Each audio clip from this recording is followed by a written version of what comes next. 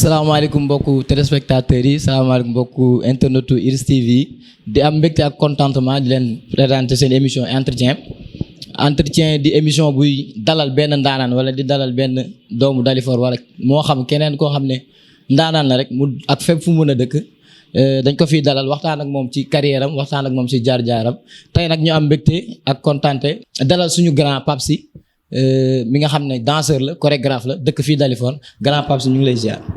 waaw maa ngi lay ñëw ziar di nuyu mbokk yëpp di rafetlu ci émission bi invitation bi ngeen may invité pour ma mën a wax déjà man fan laa mën a jaar ak sama jaar-jaar xam naa ñu bari ñenn ñi xamuñu ma. waaw. ñenn ñi xam nañ ma ñenn ñi dañ may dégg. mais loolu mooy àdduna. ndax boo nekkee ci dëkk. comme li ma wax rek daa li sama maam doon wax naan boo nekkee ci dëkk. defal li tax même boo fa jógee nit ñi fàttaliku la. même bu fekkee sax. yàlla na yéex ñu ngi fi. mais loolu daal laa mën a wax ne. xëy na ci commencement émission bi dinañ ci dem. mais balaa maa dugg foofu dama war a nuyu sama mbokk yi nekk. sama dëkk ba fële. waaw I say hey hi everybody. Hi everybody. All of you my friend. in New York like Atlanta and Boston. And I say hi to you guys. Now I'm in Senegal like I told you before. And I want to thank you because today I'm in Dalifort, my neighbor. Yeah. You know, and I want to, I have this show to do with my brother. And I want to thank for you. My company, the Passionate Dance Company in Boston. Hi, everybody. My sister in New York, Ndeye. And all of you guys, I say hi to you. Okay. Thank you. Merci beaucoup, grand Pape. Comme ni ñu leen ko waxee ci njëlbeenu émission bi rek danseur la chorégraphe la waaye balaa ñoo dugg ci carrière ak balaa ñoo dugg ci jaar-jaaram dañ lay poser première question kan mooy Pape Sy. waaw kan mooy Pape Sy moom présenter sa bopp. waaw kan mooy Pape Sy moom xëy na li ma ko xool si njëkk bi rek am na ñu ma xam am na ñu ma xamul. mais Pape Sy benn nit la rek bu dëkk Dalifort. bu def maanaam cursusam yëpp def naa Dalifort la ko def. parce que maa ngi rappelé première fois ba ma ñëw Dalifort c'était en 82. donc si laa ñëw Dalifort jógee Tëngéej Rufisque. sama kër papa. donc ma ñëw intégré wu Dalifort. donc boobu ba léegi nag. joué naa fi nawetaan. première parce que boobu ba ñuy créé premier ASC bi fa la ma fekk. donc ak ñoom Michel John. bon ñu bari sax ba ma ñëwee amaguma jot pour gis leen. effectivement bon ñenn ñi aussi tukki nañu ñenn ñi voyagé nañu. mais daal jaar naa ci mouvement nawetaan. dem naa ci zone bi aussi. donc si ñi ma gën a xam daal ci mbirum théâtre lañ ma njëkk gën a xamee. parce que j'ai commencé par le théâtre. par la suite donc c'est là dem conservatoire. donc de conservatoire quand j'ai terminé ma jóge jëm ci Germaine Accougny. donc foofu la daal mun naa Pape Sy daal. donc depuis que mu dugg fii. il a été dans toutes les associations. mooy première association bu fi nekkoon. mais après aussi automatiquement quand il a vu que voix bi la war a topp muy voix wu art bi. automatiquement dama sóobu ci biir à 90%, mais bon 100%, 200%. ok waaw léegi on a tendance di dégg nit ñi di la woowee Pape Sy. mais est-ce que réellement tur dëgg bi Pape Sy la wala dafa am beneen tur boo xam ne moom ngay wuyoo. waaw Pape Sy booy seet tey mun naa xam ne Dalifort am na ñu xam Pape Sy. waaw ñëpp Pape Sy lañ xam. waaw nga dem Yaraax jazz lañ xam. d'accord. nga dem Fass qui suis-je lañ xam. donc c'est-à-dire que waaw qui suis-je. ok c'est-à-dire que tur yi bari nañ. tur yi bari nañu. ñenn ñi Korjoor la ñu xam. donc tur yi bari nañ appellation yi ko indi tamit. waaw donc mooy day dem rek ci fee bi nga amoon defoon ko ngi ñu capé. am na yoon sax ñu ma doon woowee ASFA. je me souviens ASFA mooy benn club bu militaire bi doon joué. ma doon supporter ASFA. premier ami yi mu fi njëkkoon am Dalifort ASFA ñoom Kempes actuellement mi ngi États-Unis. je me souviens ñoom. di ko nuyu de passage ASFA rek la ñu doon wax parce que dama supporter woon ASFA. d'accord donc Pape Sy bi. sama tur dëgg du Pape Sy mais Papa Sy. Papa Sy waaw. d'accord Papa Sy. d'accord donc kooku kii bu yàgg la. d'accord donc même samay côté yaay sama côté papa. tur bi day doon Papa Samba. mais comme ça Samba bi nekkul woon ci këyit bi papa bi moo génn. donc papa bi laay topp. d'accord soo demee Yaraax. ñu ne jazz. donc dama nekkoon ci benn troupe théâtrale boo xamante ne ñoom xëy na di indi jazz bi mooy bon. affaire du jazz la doon def quoi. waaw boo demee Fass. li indi kii Suisse bi mooy dama joué woon benn pièce bu tuddoon kii Suisse. ma joué woon rôle principal mu doxoon nag marqué gars yi. d'accord mu jógi fàtt tur bi dem. foo tourné ñu ne kii Suisse. turu personnage la woon. waaw turu personnage la woon. ok d'accord ba tey ci waxtaan bi. de par sa jaar-jaar biir Dalifort. lim nga ci yu bëri. mais ñun bi ci gën a xam mooy benn structure wala benn compagnie. boo xam ne nee nañ Pape Sy moo ko initié Dalifort ñu ngi tudd Pastef. kañ la ñu créé Pastef ak lan moo waraloon Pastef. waaw c'est que Pastef afa am lu ko indi. histoire la. moom la pardonné. histoire la mooy avant Pastef boobu. li ma la waxoon ne ba ma ñëwee dama def naa joué naa ci équipe nawetaan bi après ñu génn. nekk ci ASC bi mu amoon commission culturelle El Hadj si def naa jiite woon ko. Grand El Hadj après bon man El Hadj ak Aliou Sid automatiquement ci section culturelle boobu la ñu jaaree. après def théâtre ak kii bi nu mu tuddati ak ASC bi. doon def théâtre nag bon. def naa suñ première fois ñu def théâtre dem def compétition au niveau de la zone ñu ko defoon Yaraax. on avait classé deuxième te mosuñu def théâtre. Yaraax waaw kaddu gi ñoo jëloon premier ñu jël deuxième pour la première fois. automatiquement ñu ne waaw pourquoi pas. après on a eu des grands yu ñu formé ñoom Souleymane Ndiaye ñoom Lamine Ndiaye bon gars yi bari toutes les nu mu tuddati professionnels yu nekkoon Sorano ñëw nañ Dalifort pour def suñu initiative. Grand Lamine Ndiaye théâtre. ñoom ñëpp ñëw nañ fi. Lamine Ndiaye ba ci benn grand bu yore woon théâtre populaire. fàtte naa tur bi léegi. kooku tam ñëw na fii pour def ñu initiation. mais ñu commencé loolu ji a fait que mujj bu ñuy dem compétition dañuy jël premier. parce que mu ma ne ASC Dalifort sax premier coupe bi fi njëkk a dugg si. du football culturel théâtre la ñoo ko fi indi. D'accord. Et ça a continué pendant des années. Et c'était à quelle année? xamatuma année bi parce que man année yi moom mooy sama problème. D'accord. ñi may déglu. waaw bon ñi may déglu ñoom Michel Dione ñoom Abouli. tous ces gens là ñoom Ousmane Diallo. xam nañ li may wax. donc après loolu. ñu ne ok au lieu que ñuy continuer di def théâtre saisonnier. par saison waaw par saison nawetaan ba nawetaan. nañ ko def. durant toute l'année. loolu nag moo indi création wu cercle culturel Pastef. cercle culturel de Pastef Dalifort. Pastef Dalifort. donc cercle culturel boobu nag la ñu demee après. différemment de Pastef. boobu Pastef ñëwul parce que mu naan ne cercle culturel Pastef moo jut Pastef. d'accord waaw donc boobu ñu ngi woon ñu bari employé nañ leen fii ay maire actuellement ñu ngi fi seen morom yaay. ñoom ñoo njëkkoon nekk ci tur boobu ñoom lañ njëkk a gérer. avant nag xam nga génération di dem ñuy gérer. ba ma dem conservatoire. d'accord. de foofu. laa jógee dem dugg conservatoire en 93. je me souviens. donc war fa def 6 ans. d'accord. donc durant sama formation académique boobu ma def. ba ma génnee je me suis dit waaw ok parce que boobu fekk na troupe théâtrale bi amatul. waaw wala boobu bu amee da doon soox. mais ak li ma jàng fële parce que boo nekkee si milieu amateur ak dugg ci milieu professionnel. si ngay door a xam ne am na fossé. je me suis dit waaw. man dama yaakaar ne maa mën lépp maa def ndeke mais man du ma dara. lu formel ak lu informel. waaw donc ma ne waaw mais man fi ma dugg. jàng naa lu bari. donc léegi su ma génnee. au lieu que may def théâtre dama koy boole def ko Pastef ballet théâtre. xam nga léegi ñu ngi jóge ci. cercle culturel Pastef. ñëw léegi ci Pastef ballet théâtre.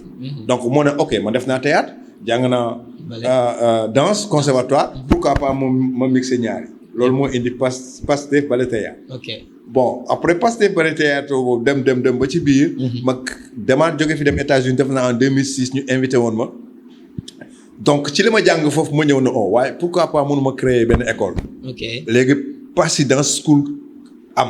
ma créé Passy Dance School. ok Tu vas dire que passif mi ngi ci mais le reste c'est anglais. c'est anglais. Donc ils m'ont Passy été Dance waaw School. waaw Ok. ils m'ont inspiré je dis oh pourquoi pas Passy Dance School. Ok. Donc sama tour ma constaté ko. PASY. la premier kii ak last kii bi ma boole ko muy. ok Passy bi. waaw sa tour nga jël. sama tour wàññi ko. wàññi ko. ok ma ne Passy Dance d'accord School. d'accord. Bon après léegi nag si la Pastef bi ñëw Pastef Pastef bi sax du ma ne dafa indi coow mais damaa dem ba ci ne oh pourquoi pas ne pas changer parce que bon y avait amoon na Pastef ñu ngi doon def Pastef parce que xam nga toujours li may wax gars yi naan. waaw boobu sax xaw ma ko woon léegi laa ko xam naan chaque 10 ans c'est benn cycle mooy jàll. waaw chaque 10 années am na cycle bu jàll. Effectivement. soo ko comprendre rek da ngay réer mooy da nga nekk ci benn cycle boo xam ne passé na. waaw yow nit ñi nekk ci beneen cycle ngay den di non di clash di ñoom seen non yow yaa tardé parce que cycle boobu passé na il faut nga dugg ci beneen cycle. xaw ma ko woon il a fallu que ma dem États-Unis pour comprendre ne waaw mais man def naa loo xam ne sax xaw ma ko woon parce que cycle boobu moo jeexoon il faut di beneen cycle. effectivement. si li léegi indi ci passé bi. après ñu ma dugal Y bi. waaw muy doon Passy Teef. mu gën a gàtt quoi. mu gën a gàtt. xam nga même bu ma demee fay maa ngi doon wax naan woy sama compagnie mi ngi tudd Pastef Ballet Théâtre affaire yooyu mais dañu gudd quoi et puis ballet donc ni koy américain bi di déggee. waaw. ak ni ko tubaab bi di déggee si bokkul. ma ne non nañ bàyyi noonu quoi. après bàyyi ko Omar Pastef. Sène sama jeune frère bi ma bàyyi woon. Omar Gueye Sène. waaw Omar Gueye Sène mun naa wax sax moom moo gën a insister bien vrai que bàyyi naa ko fi. waaw. mais ci kayit yeeg ñoom i seen. waaw. donc même ci page yi mu créé sax après dootoo gis Pastef Ballet Théâtre tu vas voir Passy Teef. donc il a insisté sur si Passy Teef quoi loolu moo indi moo Passy Teef. d'accord léegi ñu moom nga créé xamatuma parce que mooy loolu maintenant date yi moom souvent mooy. d'accord léegi lan mooy réalisation Passy Teef fii Dalifort. waaw Passy Teef je pense que participer na bi mujjee man. damay ci mujjee avant may dem. dernièrement rek bi avant may dem en festival mondial des arts nègres en 2010 ils ont participé. waaw festival mondial. waaw Fesman. effectivement participer nañ si et puis participer encore pas mal de personnes yoo xam ne sax bokkuñu woon Dalifort bari woon parce que. mais fexe nañ ñu am dara ñu participer ci événement bu mag boobu. effectivement en plus compagnie bi dem na jouer ji Saint-Louis. xam nga jouer ji na def na Foire am na benn plateau bu ñu defoon booru Almadi. je me souviens. joué nañ fa donc on a joué ci biir festival bi durant bi. voyage nañ fi dem joué ji Saint-Louis ànd ak benn compagnie bu nekkoon Thiaroye bu tuddoon naa sax turu bale ba mais xam nañu. donc waa Thiaroye donc ñoo la ñu àndoon après jël fi car. dem Saint-Louis joué ñëwaat demaat dafay joué. mais yëpp ci Fesman bi la. yëpp ci Fesman bi. mais Pastef mun naa ne Pastef boobu a fait presque 9 créations. avant ma fiy jógee. 9 créations def nañu ñunu neen def nañu kanasu def nañu lu tax def nañu jigéen def nañu xale yi def nañu xale yi yaru leen. donc yooyu c'est des pièces yoo xamante ne donc yu doon éduquer pièces d'éducation la woon. yoo xamante ne dañ ko doon jouer. ay pièces théâtrales. waaw pièces de danse. parce que pièces de danse ok waaw parce que Passy Teef bi mu ñëwee dafa boole ñaar yi. dafa boole théâtre ak danse moom la du doon def teg danse parce que pièce boo gis rek. par exemple su ma nee kanasu si biir kanasu. donc tu as la danse tu as la poésie tu as la chanson tu as tout. boo demee tamit ci xale yi yaru leen. benn forme de éducation la boo xamante ne. donc dama doon wax xale bi. donc éducation de base ñun bi ñu amoon entre nga respecter sa yaay sa nijaay sa tonton loolu moo doon temu pièce boobu. benn xale boo xamante ne dañ ko ne dañ jàngi mu bañ. ñenn ñi di jàngi. mais après benn instant mu gis ne ñu mu bàyyi woon moom ñiy jàng réussir nañu. moom réussir nañu moom mu attaqué papaam ak yaayam. ne ko lu tax bàyyiloo ma jàngi. lu tax bañ may dóor bàyyiloo ñu dóor ma jooy. mais dañ ma dóor nga ñëw école ci ne maître bi di naa génn bu ñu laal sama doom. donc loolu yow yaa ma xañ ma réussir parce que boo bàyyi woon ñu dóor ma comme ñële dinaa réussir donc.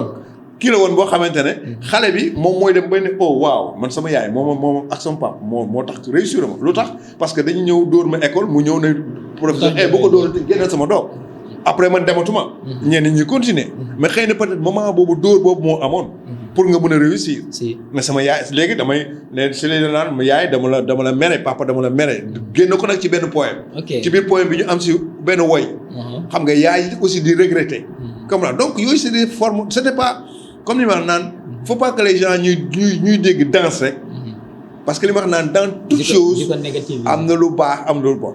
et je le dis même mes conférences souvent yi may def. États-Unis wala yeneen yi loolu laa wax dama naan dans chaque métier boo fa demee gis fa lu baax wala lu bon. même dans un bureau bi ngeen di joobee dans une société. am na kuy doxal lu baax am na kuy doxal lu bon. donc danse bi donc buñ ne rek danse souvent dama naan yaa danse et danser dafa am fecc ak fecc wala boog feccantu ak fecc. danse et danser waaw parce que danse mooy tey jii da ngay fecc yow. que tu le veuilles ou non. tey da nga dem soirée nga fecc. effectivement day am ay seen copain ngeen invité nii ngeen fecc yaa ngi fecc. mais fecc yow bi ngay fecc ak man bi may fecc bokkul parce que man damay fecc que sur plateau. ok maanaam. théâtre rek laay fecc. man nu ma feccantu ba ñi xam Dalifort wala boog ñu fi nekk musuñu ma gis tànn beeg amul ku mus du fii du lu wër musuma fecc tànn beeg. maanaam yow loolu nga tuddee feccantu. waaw loolu. boobu mooy fecc bi ngay fecc par plaisir. waaw boobu feccantu la. ok mais fecc bi nga xamante da nga ko def pour métier nga xamante ne métier la. kooku da ngay respecter sa bopp. nee naa man doo ma demee ba dugg conservatoire génn ma xam ki ma doon war a fecc. dootuma feccantu. dootuma wër ci mbedd mi di fecc. su ma feccee yaa fay sa xaalis fekk ma ci plateau ma fecc. parce que loolu mooy sama métier. donc il faut nga am vision boobu. effectivement donc ci ba léegi ci réalisation yi. waaw am na ñoo xam ne formé nga leen. ñu jógee fi dem à l'extérieur. waaw ñoom lan lañ devenir lan mooy fi mu nekk nii lan la ñuy def foofu ak lan lañ devenir. waaw parce que xam nga fecc dafa doy waar. donc fii en Afrique au Sénégal particulièrement bu naan Dalifort. gars yi jëlee ñu fecc quelque chose de sérieux. mais nga dem Europe nga dem États-Unis c'est quelque chose de sérieux. c'est-à-dire tey jii maa ngi doon wax sama benn boy mu ne ma dafa am benn boy boo xamante ne ñoom ñaar fi lañ nekkoon c'est son ami. donc waa ji dem na université dara ba ñoom ñaar ñu fekkante États-Unis. waa ji di liggéey muy liggéey.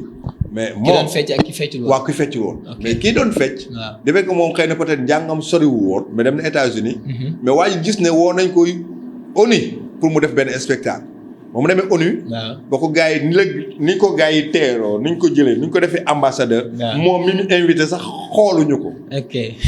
waa ji se pose la question waaye ki nga xamante ba ñu nekkee Sénégal. nulaar la woon institut. ma ñëw fii mu gën ma yëg parce que artiste bi la. artiste bi lay nit ñi di nekkal lu munti nekk. nekkal sama boss. ñu dem États-Unis ma nekk artiste su ma génnee man maa lay ëpp daraja ko yow loo munti doon. ok parce que man dañ may considérer comme un ambassadeur. ok loolu lañ may considérer tout court. parce que kii dafa ñëw pour véhiculer. culture am. tu vois donc ñi dem réussir nañ. lu tax ma ne réussir nañ maanaam réussir mooy lan.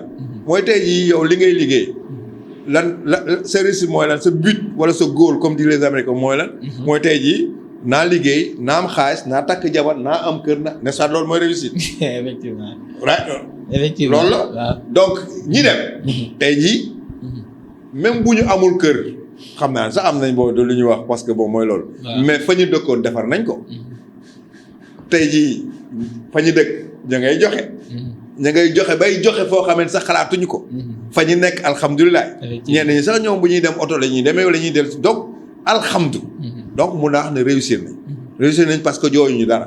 réussir nañ parce que waratuñu nit ñi comme bu njëkk moom ba ñu nekkee fii naan grand may ma ñaar dërëm may ma defatuñ ko. du moins bu ñu ñëwee sax dinañ joxe ba peut-être mun naa am sax duñu am paas bu ñu ñibbee mais dañ koy joxe. dañ koy joxe mooy nit ñi seen xarit seen copain seen kii kenn ku ñëw yu bu ndaw koo xam ne da ngay ñëw tey jii nañ ñëw ne la waaw sëñ bi day kër ga dara newu fa parce que maa ngi door a ñëw. man la garaawul dugg ci bitik bi nag wala kii na la jox la na la loolu parce que xam naa ne. man mi mu jóge fee ñëw fii loolu ngay gis. ci man waaw donc su ma la ko joxul nga xas ma. te am naa ko dama la koy jox. xam nga gis ku ñëw indi nu mu tëddi kii wu hôpital am. ordonnance. am na sax ki ma ne. si ñoom. damaa ñëw ba autour fekk benn booy bu daanu feebar mu dugal ko ci taxi yóbbu ko hôpital li ci war ci moom ñu def ko mu génn dem sama yoon. donc daal en gros ñooñu réussir nañ waaw d'accord léegi ba léegi ci résultat yi. li may laaj c'est par rapport ak yow bi ngay dem bàyyi fi Pastef. li nga fi bàyyi woon ak bi nga ñëwee fekk fi Pastef ñoom ñaar ban interprétation nga ci def. waaw am na différence Pastef bu démb ak bu tey. am na différence. lu tax moo am différence mooy 10 ans. 10 ans moom c'est pas 10 jours. 10 ans c'est pas 10 jours toujours booy wax na nga ko teg ci contexte bi. effectivement tey jii su ma nee amul différence damay nax sama bopp. tey jii dama lay jox rek benn kii bu ndaw mooy. ba may jógee fii di dem fu ma neex ma dem yoon yi dafa leer ci man fu mu tel ni bu ma génnee laajal sama jarbaat bële dama koy woo na ko kañ ànd wala ma woo sama doom na ko kañ ànd parce que rue yi ci boppam du ma ne xaw ma ko mais dañoo changé. effectivement te mënu ma jël engagement ne damay demal sama bopp. parce que nit boo ñëwee pendant 10 ans yëf yi changé li nga mën def rek bu fekkee da nga muus mooy toogal bàyyi gidi gars yi gidee la. bien sûr mais boo bëggee demal sa bopp da ngay sonn. foo mun ti doon bàyyi rek 1 mois 3 mois gars yi gidee la changé na. changé na ci idéologie changé na ci changé ci beaucoup de choses parce que fekkoon ki ma fi bàyyi woon dafa amoon 18 ans mi ngi ci 28 ans. muy kan. non bu ma nee ñi ma fi bàyyi woon. bu fekkee dañoo amoon 18 ans. tey jii am nañu 28 ans. kon bàyyi woo ko ci loxo benn nit. non waaye ay loxo nit la c'est-à-dire que compagnie du benn nit. waaw c'est sûr xam nga compagnie. mais du benn nit mais forcément dina am ku nekk ci kanam. waaw dina am kii mooy jiitu. kii moo si tegu kii moo si tegu. waaw léegi man 10 ans yooyu ma dem ma bàyyi leen ñoom li ñu mën def rek mooy seen réalité li nekk fii rek la ñu mën a fonctionner. man tamit écho yi may jot rek. laa mën a apprécier. tu vois ce que je veux dire parce que nekkuma sur place. mais ci li ma wax mooy. def nañ fi. même bu fekkee sax benn instant taxawoon na. mais def nañ fi lu tax def nañ ci mooy. quoi qu'on puisse dire. maa fi bëggoon créer festival créer nañ festival. tu vois te je pense que compagnie bi en tant que tel voyagé na. man ba ma nekkee ñoom mosuñu voyagé. mais ne woon naa di ngeen voyagé. mais mu nekkuma fi compagnie voyagé na. nekkuma fi compagnie bi dernière œuvre je pense bi mujjee def gagné na sax dem na gagné ay concours ñoom i seen. kooku ba tey yoon. mais comme ni ma wax 10 ans la 10 ans lu bari day changer. effectivement. tu vois donc dox na mun naa am ne man dox na. donc. d'accord waaw ba léegi suñu mbokk téléspectateurs yi ñu ngi ci seen émission entretien comme ni leen ko waxee entretien di émission boo xam ne dañuy xool benn ndaanaan waxtaan ak moom ci jaar-jaaram ba léegi ñu ngi ak suñu grand Pape Sy di waxtaan ak moom ci jaar-jaaram ak ci carrière am grand Pape sànq wax nga ko ci ay biir wax demoon nga États-Unis def fa 10 ans lan moo waraloon dem bi. waaw li waraloon dem bi mën naa ne dañ maa poussé. avant de partir. d'accord. su may on m'a poussé à partir mooy je n'ai jamais voulu immigrer aller à l'étranger. donc dem naa voyage yu bari. depuis 98 laa commencé voyager. di dem di ñëw.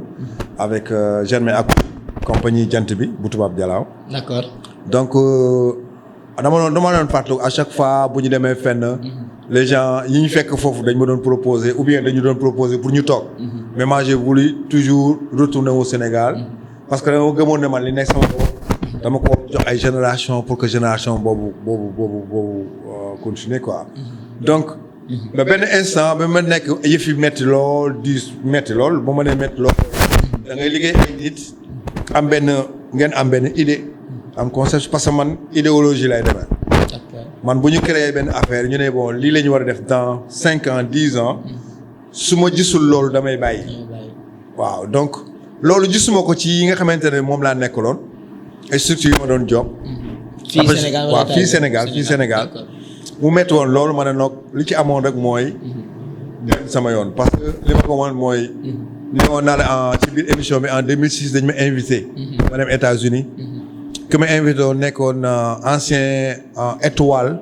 bu ballet national bu New York. d'accord donc ñi xam danse su ma nee étoile xam nañ luy étoile. donc kooku mu tudd Jacques Amboise moom invité woon mais jaarale ko par le biais de kaay fecc xaw ma jeune mi ak ñi ñu doon wër koo xamante ne dafa am expérience si liggéey ak xale.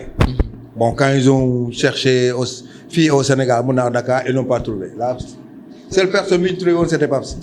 il fallait que Pape Sy dem. effectivement waaw donc loolu moom mu yóbbu ma dem en 2006 def 6 mois xaw ma 3 mois. liggéey ak ñoom seen xale.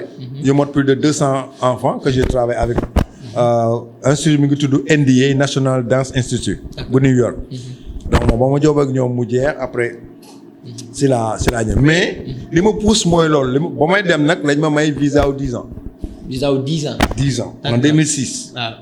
bon bañ may visa bi parce que pour man affaire bi 3 mois la woon 6 mois.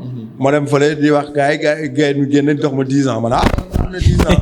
kon yow bi ngay dem. waaw da nga jàppoon ne da ngay dem def benn diir bu gàtt ñibbisi. waaw non boobu mooy 2006. 2006 waaw 2006 dama dem. waaw def fa li ma fay def dellu si. ñibbisiwaat. bien vrai que proposé nañ ma pour ma toog. d'accord ma bañ. nga ñibbisiwaat ma ñëw dellu si ba ma dellu see. ñëw nag xam nga si laa créé Passy Dance School. ci 2006 bi waaw mooy tournée bi waaw tournée bi. d'accord moo léegi date bi ñëw na moo tax man noonu rek. d'accord kon c'est en 2006. nga créé Passy 2006 2008 daal. d'accord 2006 2007. léegi ba mu créé loolu. après nag def ay démarches au niveau du ministère yenn institution état yi nga xamante ne c'est des cultures pour am. nañ ma subventionné pas subventionné sax mais nañ ma jox presque en ce temps là maa ngi doon demandé ñu jox ma 1 million ou bien 2 millions. ma gérer sama école. amul problème laa jotuma leen mën naa ko gérer. fii Dalifort. parce que ñu ngi woon le talibé. le talibé bu Cheikh Ablaye Diagne je le salue au passage. donc moom moo ñu abaloon local am fa lañ nekkoon. mais dama doon investir ne leen léegi jox leen ma 1 million 2 millions xaw ma defe naa ak sama école. léegi comme ça man conservatoire laa jaar te conservatoire mënul nekk man ma créé moo nekkoon premier école de la banlieue. même compagnie bi ñu créé sax moom aussi moo nekk première compagnie contemporaine de la banlieue. donc c'est-à-dire que tout. contemporain fecc la. waaw contemporain mooy bu ñu nee danse traditionnelle ne danse contemporaine. tradition boo ko déggee mooy traditionnel. contemporain boo ko déggee mooy actuellement. loolu dinañ ciy ñëw. waaw donc ba mu joxee yooyu def yëpp. xam nga dara ñëwul lu tax dara ñëwul parce que da ngay gis ne ministre de la culture bi nga déposé sa dossier ñu ne la ñu ngi koy topp. balaa dossier bi di génn ministre boobu ñu changé ko. kon c'est-à-dire ñoom jox nañ la 2 millions yi nga doon laaj. non joxuñu ma ko de. ok da ngay dugal dossier nekk ci dossier di topp ñu naan non jaaral fii avant que ñu finaliser. ministre ba. changé leen ñëw. nga jaar encore. nga defaat même processus. doo ma ne waa mais man kii bu ma fi toogee. léegi ñan nga doon laaj 2 millions yi. non ministère de la culture bu Sénégal. d'accord ñu ne. tu vois donc par le biais de le directeur des arts à ce temps-là monsieur Fatna Tour bi. donc moom laa defoon mu ne ma defal dossier ma def dossier bi ainsi de suite. dossier bi mu ngi en cours mais tout le temps le ministre change. et on recommence à zéro. ma ne non defal naa 1 an 2 ans bu yàggee damay màgget en gars moi j'ai une famille. bien sûr tu vois donc et puis Dieu m'a donné un visa de 10 ans qu'est-ce que je veux faire lan laay def fii. j'ai tout fait j'ai formé les gens ils sont partis j'ai fait. vraiment effectivement. après je me suis dit benn instant li doom ji waxoon mooy pièce bi ma defoon man nag wax xale bi ne papa yow damay ragal mu daal. sama doom ñëw na moom papa yow am na fi 10 ans doom boo ko bidaas. waaye te dañuy raison si man. bien sûr. moment nag boobu. festival bi jot. Fesman. ñu dugg ci Fesman bi. te même Fesman bi sax dama lay brosse bu ndaw rek. benn waay bu jóge woon Cameroun moo ñëw. musicien mu tuddoon Steve Bidouane. musuñu xamante ci Adama ak Awa. romb na daal taalibe dégg ñuy tëgg mu dugg. ñu fi nekk ay artistes présenté wu ne man artiste laa damay def musicien institut ma ne ko waaw sa kër la. ñu dugg ci biir ba saa mu ne ma man de sama maam pygmée la mais dama mus a bëgg c'est-à-dire def dara sur les pygmées. ma ne ko man de musuma def pièce su pygmée. mais j'aime les salanges. pièce boobu moo tudd lu tax les pygmées Baka lu tax. du Cameroun. ñu def pièce boobu nag la ñu joué ci biir festival bi boobu festival mais moom moo ko géré woon. waaw ba ma fiy jógee sax moom laa bàyyi woon foofu après ma jox ko Omar. ci compagnie boobu. mais loolu ma def noonu création boobu def mu dox ci kii bi. bañ ma fay sama xaalis. si laa nag jot na. am naa visa 10 ans. am naa xaalis. ma dem jënd billet daal di dem daal di jóg. daal di takk jot na. bi nga demee loo fa liggéey. waaw boo ko demee métti woon na premier année yi. métti woon na lool parce que da ngay jóge fii am fii benn expérience am noo gisee. am loo gëm nga dem. gis ne waaw man de li ma xalaatoon fii ak ni ma ko gisee. dafa mel ne yàlla ak yàlla. léegi moment boobu il fallait que yow nga adapté wu. effectivement te adaptation bi njëkk mooy lan. mooy naa dégg langue bi. effectivement. bopp jàngiwaat. waaw parce que foofu am nga chance. benn programme bu ñu tudd ISF. donc ñoom dañ koy am mooy bépp nationalité bu jógee boo xam ne. anglais sa second language la. ok boo fa duggee. les gars ñoom dinañ la jox cours gratuitement ma def fa 4 ans. après mais nag. ci diggante 4 ans yi si laa am yoo xam ne proposé nañ may commencé joxe cours. après si laa jógee foofu après daal di jógee New York. dem Boston. ba ma demee Boston aussi defoon fa benn stage. gars yi ne waaw li ngay def dañ ko soxla. ma toog dañ fa laa créé sama compagnie créé fa sama festival des enfants. xam nga am fa sama. boo ma nee ba léegi daal si fecc laay yëngu. ci fecc ngay yëngu defoo leneen lu dul fecc.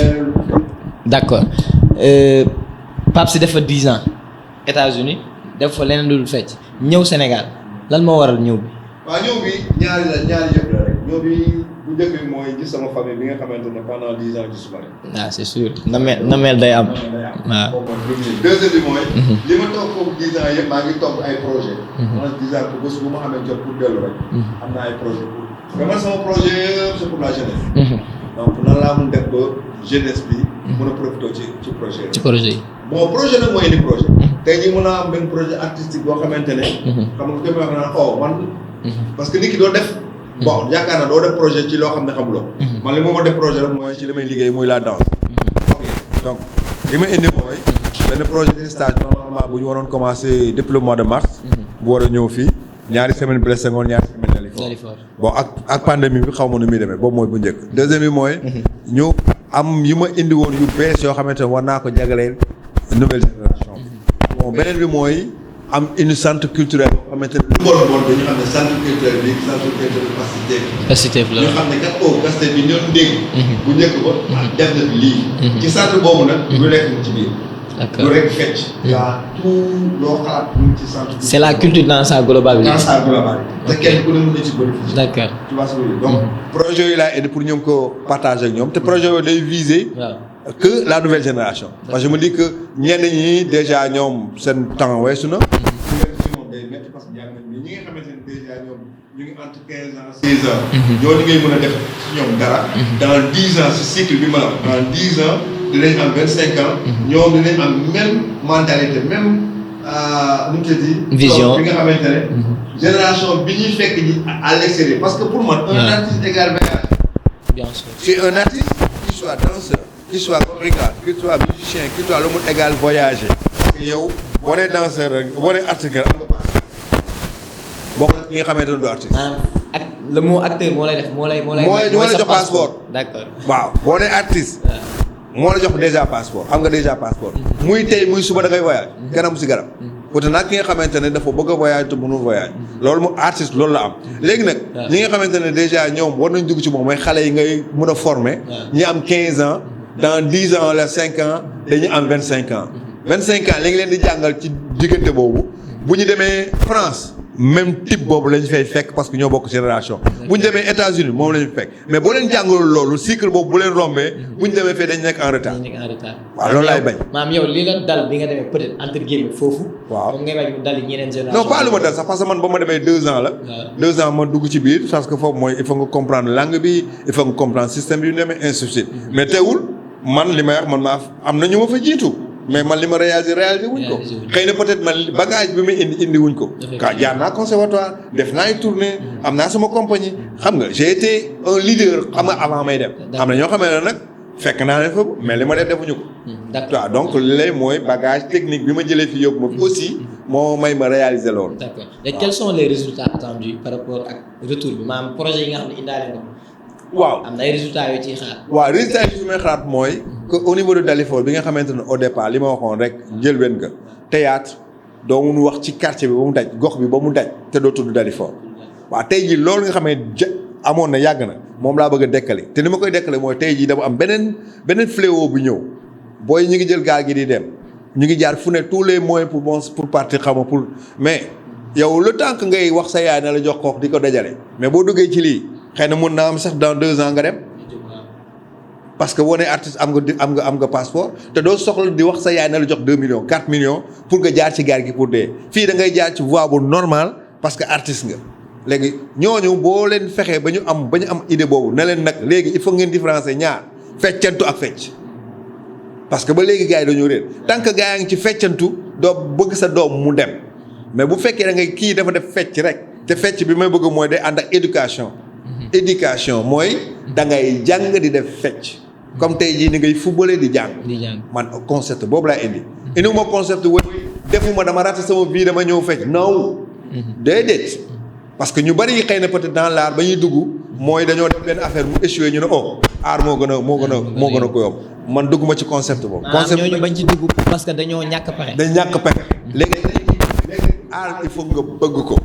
parce que mënoo bu fekkee artiste nga mënoo ko booleeg leneen. c'est impossible quand tu es artiste. musicien mënoo nekk musicien ba pare di jaay boutique mënoo. kon noo mën a boole musique ak jàng. si parce que boobu yaa ngi formation.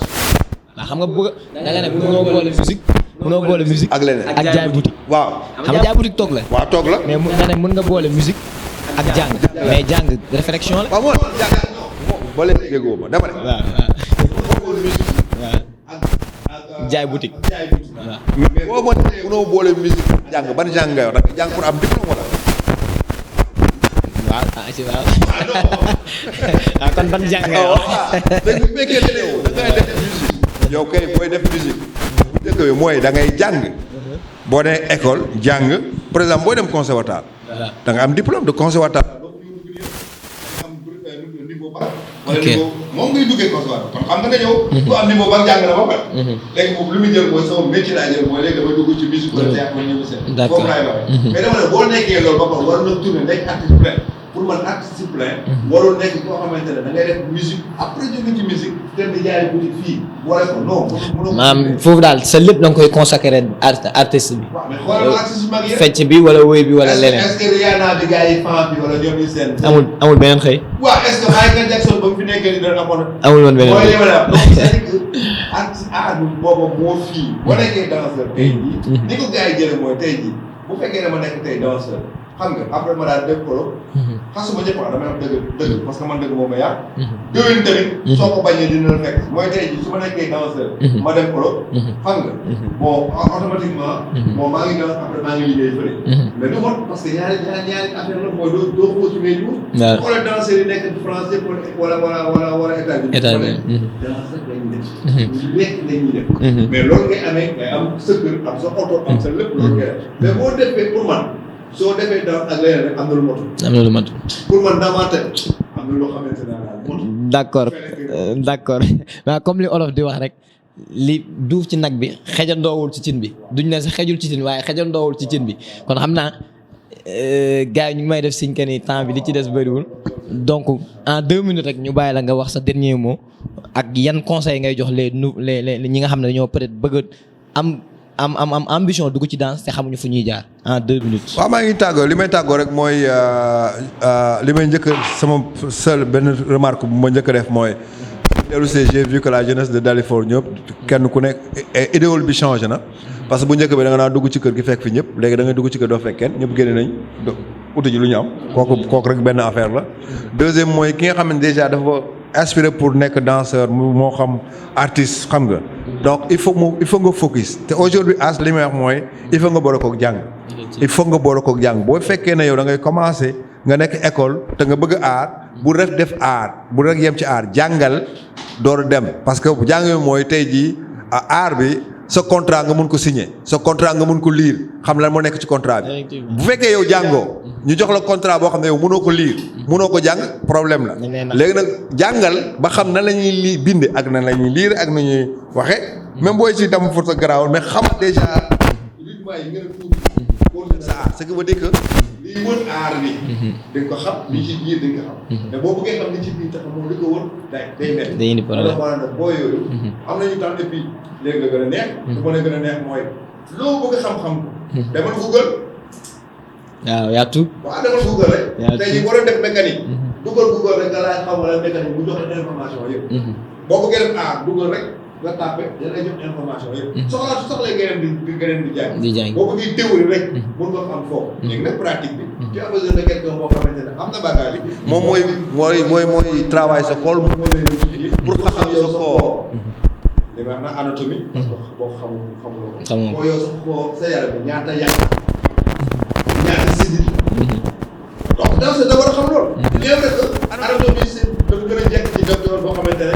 am na ñuy ñëpp yoo xam ne mooy def war nga xam bu sama méttee lu tax muy métti saa autant nga dem ci docteur bi fii méttee parce que boo jàngee anatomie wax la ko anatomie moo la ko jox boo ko jàngoon nag léegi fu mu toll nii comme émission yi ma doon def di laajte lu mooy anatomie nga ne man xamoo luy anatomie te nga nekk danseur.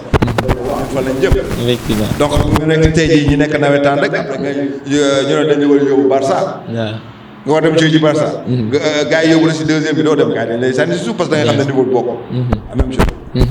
jërëjëf grand Pape Sy mbégte lañ am dara la ci suñu plateau entretien comme li ma ko waxee sànq ci samay njëlbeen rek li duuf ci nag bi xëjandoowul ci cin bi kon dañuy jéem a tënk fii émission bi ba xëy na peut-être bu ñu amee tey beneen occasion ñu invité wàlla suñu yeneen émission mbokk téléspectateurs yi lii lañ leen indi doon tey ci seen émission entretien muy émission boo xam ne comme ni ma ko waxee ci njëlbeen gi émission buy dalal ndaanaan la moo xam ci lu muy yëngu ci àdduna waaye nañ ko dalal ci suñu émission waxtaan ak moom ci jaar-jaaram waxtaan ak moom ci ay projet am tey ñu ngi dalaloon suñu grand Pape Sy di danseur chorégraphe dëkk Dalifort demoon États-Unis def fa diir ñëw Sénégal indaale ay projet wax nañu lan mooy ay projet wax nañu lan la indaale pour jeunesse Dalifort kon mbokk téléspectateur di leen jox daje suñu beneen émission entretien ak beneen invité ci beneen jour jaa ngeen jëf